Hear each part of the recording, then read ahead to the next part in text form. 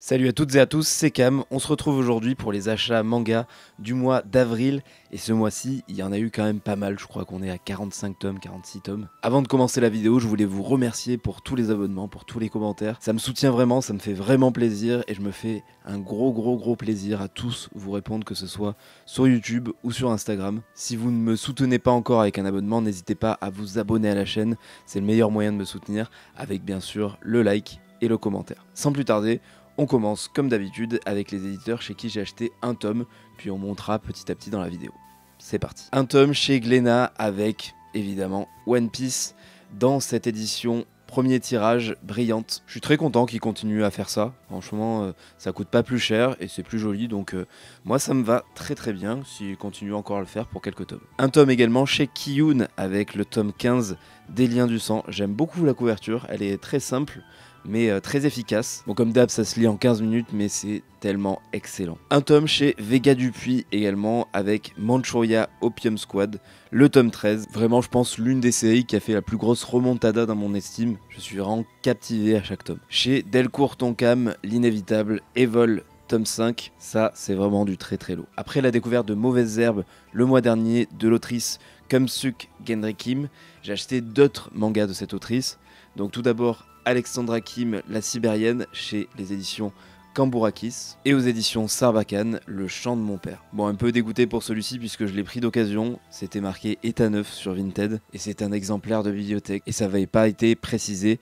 Je l'ai vu en plus après avoir mis un avis en disant que tout était ok, mais non, pas du tout ok. Et on voit également derrière, c'est vraiment pas joli. Aux éditions Futuropolis, Les Gardiens du Louvre de Jiro Taniguchi, ça faisait longtemps que j'avais envie de découvrir ce manga. L'édition est gigantesque, vraiment, je pense que c'est le plus haut livre de ma collection, mais c'est un vrai plaisir de lecture de découvrir du Jiro Taniguchi en partenariat avec le Louvre dans une édition comme celle-ci. Et enfin, en un tome chez Atelier Akatombo, Les Amis du Soir de Naoki Yamamoto, un auteur que j'aime particulièrement. On passe maintenant aux éditeurs chez qui j'ai acheté 2 tomes ce mois-ci, avec tout d'abord Le Lézard Noir, Dr Inugami. Alors je le voyais en tête de gondole à ma librairie, je pense parce qu'il a été réimprimé. Il me semble qu'il n'était pas facile à trouver, et donc dès que je l'ai vu, j'ai sauté dessus et je l'ai acheté. Et enfin, l'incroyable Hirayasumi, tome 5, ça c'est une vraie pépite. Chez Crunchyroll également 2 tomes avec Dan Dadan, le tome 11, toujours un énorme plaisir. Alors je ne l'ai pas encore lu celui-là, mais je vais le lire très bientôt et je vais me régaler. Et Kaiju Number 8, le tome 11 également, comme d'habitude mon petit manga bonbon. On passe maintenant aux éditeurs en 3 tomes, et il y en a 2. Il y a tout d'abord Pika, avec l'une de mes séries préférées, vous le savez, Space Brothers, le tome 43. Quel plaisir de les retrouver à chaque fois. On va encore devoir attendre longtemps avant le tome 44, mais ce tome, ça fait vraiment trop plaisir. J'ai aussi acheté Susume, le tome 1, ça sera en 3 tomes. Ça reprend bien sûr le film Susume de Makoto Shinkai, avec un dessin de Denki Hamashima. Alors je ne l'ai pas encore lu, et je pense que je le lirai pas tout de suite, pour la bonne raison que le week-end dernier, j'ai re-regardé Susume pour la 2e fois. Donc je vais attendre un petit peu que ça s'espace avec mon visionnage du film pour pouvoir me relire les 3 tomes, et surtout attendre que les 3 tomes sortent. Je pense que ça sera plus sympa. Et encore chez Pika, du Takashi Murakami avec Pinot Lia émotionnel. Je vous donnerai mon avis sur celui-ci dans le prochain bilan lecture, dans celui dans 2 semaines. 3 tomes également chez Mangetsu avec Pumpkin Night. Alors un petit peu déçu du fait que ça soit plus brillant sur la tranche. Je ne sais pas si on avait été prévenu que c'était juste sur les 3 tomes, peut-être, hein. Mais ça fait un tout petit peu tâche à côté des 3 autres. Surtout que le devant, il me semble, est brillant. Voilà, je suis un petit peu tatillon, mais il fallait bien trouver quelque chose parce que pour le coup, je trouve cette édition très sympa à part ça. C'est du manga très divertissant, très gore, très horreur, mais ça fonctionne bien. Le tome 3 de Land, une série qui sera finie en 11 tomes, qui est déjà fini mais qui sort petit à petit chez Mangetsu avec un très bon rythme de parution, et ça c'est cool. Et c'est ce qui va me faire aussi arrêter de lire cette série, pas arrêter d'acheter, hein. Je vais continuer à acheter les tomes, donc je vais pas lire un tome chaque mois à chaque fois que ça sort, parce qu'en fait je me perds un petit peu dans l'histoire. Sinon c'est un manga, je pense qu'il faut vraiment lire d'une traite. Donc j'ai apprécié ce tome 3, mais j'aurais pu, je pense, encore plus l'apprécier si j'avais lu tout d'un coup. Et enfin, The Alpine Climber, le tome 2. J'avais bien aimé le tome 1, mais j'avais quelques réserves. Réserves qui sont quand même pas mal levées sur ce tome 2. un de mes éditeurs préférés, avec 4 tomes ce mois-ci, Naban, l'Aigle écarlate et le Yéti, tome 3. J'ai pas encore eu le temps de le lire puisque je viens de l'acheter, mais je vais me régaler à cette lecture. Un nouveau manga avec vie d'ensemble au-delà des mots, c'est du même auteur que La Règle de 3 dont on va parler un petit peu plus tard. Pas encore eu l'occasion de le lire aussi parce que comme l'Aigle écarlate et le Yéti, il est sorti juste avant que je sorte cette vidéo. Mais vu comme j'avais apprécié La Règle de 3, je pense que je vais beaucoup apprécier celui-ci aussi. Et une autre nouvelle série, Anna et le Prince d'Albion, où ils ont sorti les 2 premiers tomes d'un coup, et ça j'adore. Quand un éditeur sort les 2 premiers tomes d'un coup, ça permet vraiment de se plonger dans le récit, et c'est ce qui s'est passé avec Anna et le Prince d'Albion. Je vous le recommande vivement. On arrive au podium avec 2 éditeurs ex aequo à la 2e place avec 6 tomes achetés ce mois-ci.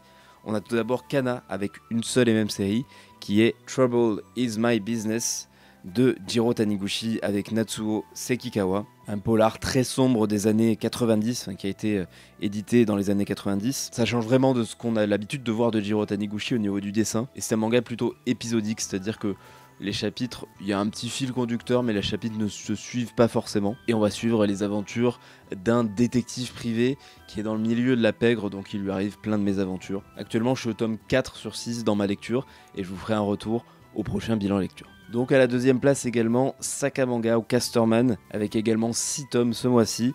Avec tout d'abord La Règle de 3, en 2 tomes, terminé en 2 tomes, qui m'ont gentiment envoyé, merci à eux. Donc c'est un manga que je comptais prendre dans tous les cas, puisque cet auteur, il m'intrigue vraiment. À la base, j'avais découvert cet auteur avec l'annonce de Vie d'ensemble au-delà des mots, qui est sorti finalement après La Règle de 3. Et ça va nous parler, comme on le voit sur la couverture, d'un triangle amoureux, donc 2 hommes et une femme.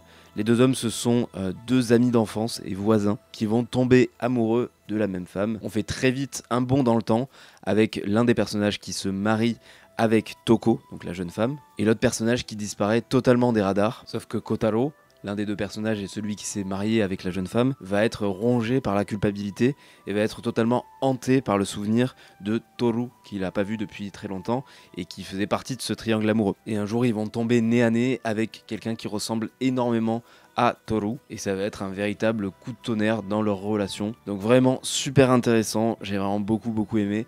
Je vous en dirai plus bien sûr sur les prochaines vidéos, mais voilà, je vous le recommande vivement. C'est en 2 tomes, c'est terminé, c'est une très chouette histoire. Et moi j'adore le trait de Fumiya Hayashi. Et on n'en a pas fini chez Saka, puisque je continue Glouton et Dragon avec les tomes 7, 8 et 9. Donc il me manquera plus que les tomes 10, 11, 12, et je crois que le tome 13 sort en juin. Et ensuite le tome 14 terminera la série.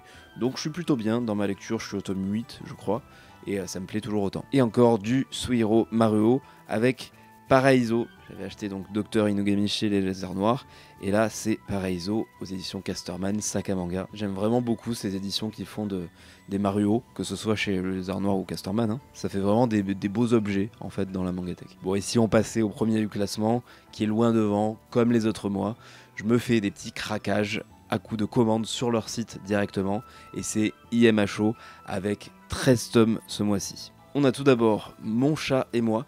Alors celui-ci n'est pas dans le même format que tous les autres IMHO, c'est le seul qui est dans un format différent, en tout cas le seul de la collection que j'ai. C'est un petit peu dommage parce que ça fait une petite différence quand on les range, mais par contre ce qu'il y a dedans c'est très marrant, j'ai beaucoup aimé. On a Toi et moi, le jour de la grande catastrophe de Pam Pam Liu, qui ressort d'ailleurs un autre manga chez IMHO dans pas longtemps, mais la date n'est pas encore prévue, qui est un jour à l'asile ou quelque chose comme ça. Tokyo Elegy, l'inévitable Shintaro Kago que je découvre et que j'adore de plus en plus, avec Anamorphosis, mais aussi avec la grande invasion mongole qui est complètement barrée, et enfin avec Ville et Infrastructure, et le manga je pense qui a le titre le plus long de ma collection, qui s'appelle Une collision accidentelle sur le chemin de l'école peut-elle donner lieu à un baiser. On continue avec La petite amie de Minami, la collectionneuse, Séraphim de Satoshi Kon, malheureusement inachevé. Lyrica à pas mettre entre toutes les mains. À la découverte du Japon, on va suivre cette Suédoise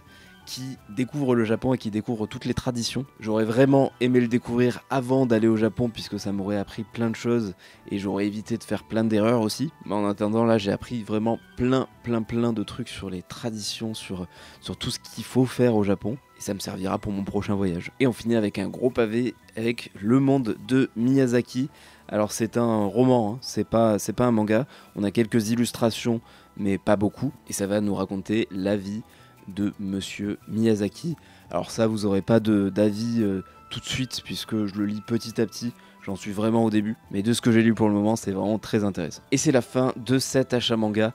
Merci à toutes et à tous pour votre soutien. Merci à toutes et à tous d'avoir regardé cette vidéo. N'hésitez pas à vous abonner à la chaîne et à me dire en commentaire quels ont été vos achats du mois d'avril. On se retrouve très rapidement, comme d'habitude, pour le bilan lecture en 2 vidéos, top flop et tier list. Sur ce, prenez soin de vous. On se retrouve très vite. Salut, à la prochaine.